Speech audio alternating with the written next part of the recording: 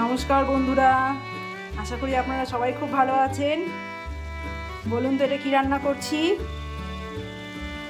একদম ঠিক ধরেছেন, এটা হচ্ছে চিকেন, বাট দেশি চিকেন, ঠিক আছে, ব্রয়লার নয়।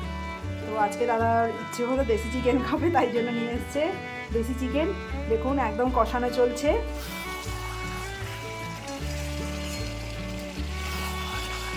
একদম দেশি চিকেন হলে পরে আমার তো একদম মন্দারমণি তাজপুরের কথা মনে পড়ে যায়।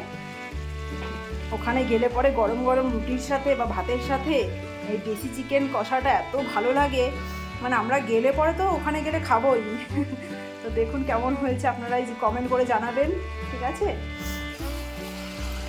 একদম কষা কষা হবে আজকে।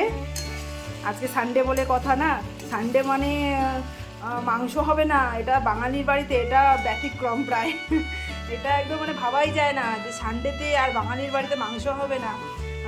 আপনাদের দাদা কি বলে জানেন তো, সানডেতে বাইরে বেরোলে পরে রাস্তা দিয়ে যখন আসি, গলিতে প্রতিটা বাড়িতেই যেন মনে হয় মানে এত গন্ধ বেরোয় রাস্তাতে, মানে মাংসের প্রচণ্ড প্রচণ্ড গন্ধ। তখন থেকে যেন খিদেটা স্টার্ট হয়ে যায়। তখন মনে হয় কখন বাড়িতে যাব, বাড়িতে গিয়ে মাংস খাবো, মাংস ভাত খাবো।